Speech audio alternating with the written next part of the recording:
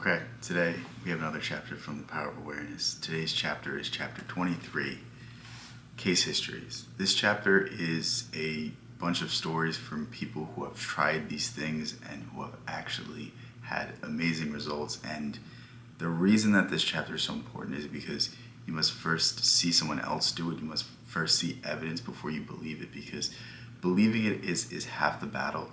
But if you've lived your life and you haven't got the results you wanted up until now, it's going to be hard to make a change. It's only when we accept that there's a new possibility. It's only when we see someone else do something that we believe we can do it as well. Gandhi said it best: be the change you want to see in this world. It's through our examples, it's through the examples we see that inspire the world to change. So we must change ourselves first before we can change the rest of the world. It will be extremely helpful at this point to cite a number of specific examples of the successful application of this law. Actual case histories are given. In each of these, the problem is clearly defined, and the way the imagination was used to attain the required state of consciousness is fully described. In each of these instances, the author of this book was either personally concerned or was told the facts by the person involved. This is a story with every detail of which I am personally familiar. In the spring of 1943, a recently drafted soldier was stationed in a large army camp in Louisiana.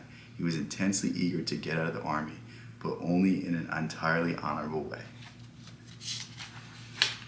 The only way he could do this was to apply for a discharge. The application then required the approval of his commanding officer to become effective. Based on Army regulations, the decision of the commanding officer was final and could not be appealed. The soldier, following all the necessary procedure, applied for a discharge. Within 4 hours of his application was returned, marked disapproved. Convinced he could not appeal the decision to any higher authority, military or civilian, he turned within to his own consciousness, determined to rely on the law of assumption. The soldier realized that his consciousness was the only reality, that his particular state of consciousness determined the events he would encounter. That night, in the interval between getting into bed and falling asleep, he concentrated on consciously using the law of assumption. In imagination, he felt himself to be in his own apartment in New York City.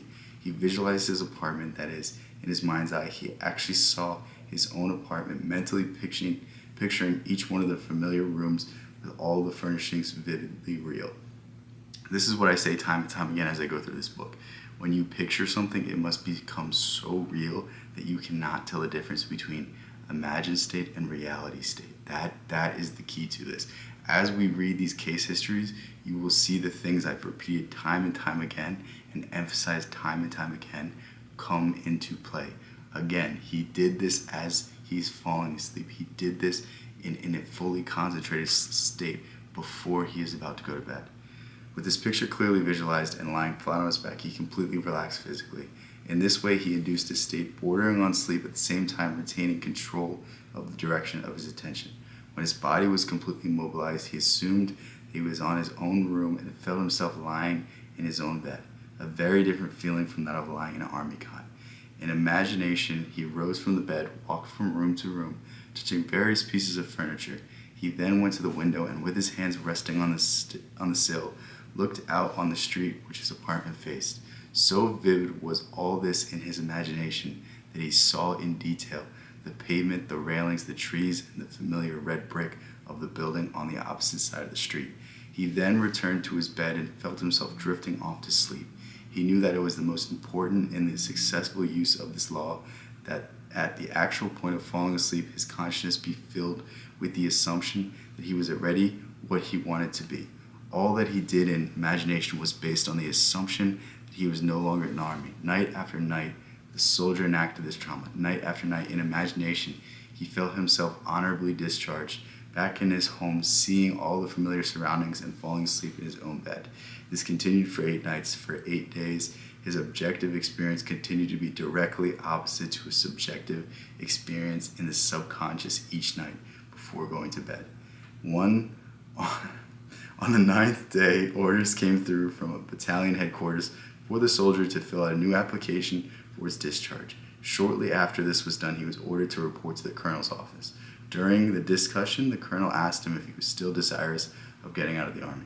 Upon receiving an affirmative reply, the colonel said that he personally disagreed, and while he had strong objections to approving of the discharge, he decided to overlook these objections and approve it. Within a few hours, the application was approved, and the soldier, now a civilian, was on a train bound for home. Okay, I'm not going to read any more of this. Perhaps if you guys like these videos, I will go back through and read some more of these because I think it could be interesting, but it looks like there are 8 of these, 9 of these maybe, that I don't think I'm going to get through because it's already 5 minutes into the video and I don't feel like staying up all night to do this. But again, let me know if you want me to do more of these. But I just want to, before I end the video, go over a few things. What did we learn from this experience? Well, first we learned that the power of assumption is very powerful. And second, we learned the exact method to do it. It's persisting in the state of the wish fulfilled night after night until your subjective reality becomes the objective one. Or I mixed that up. The objective reality becomes the subjective one. It's late, guys, it's late. But the idea is that the more you persist in the idea, it will begin to replace the world that you're in. You will begin to change your perception of yourself. Who you believe yourself to be, the circumstances that you accept on yourself are all caused by your mind. They're all caused by everything that you begin to allow in.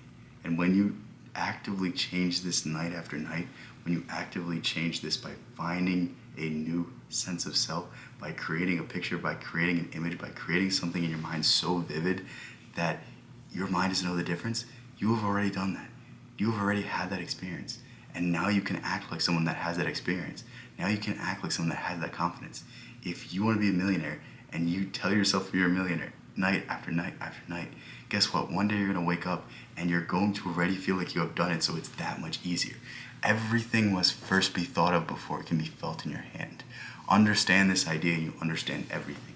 Every great accomplishment was once an idea, and once you form the idea, the hardest part is done, because it's always so hard for us to convince ourselves that we're capable of something great.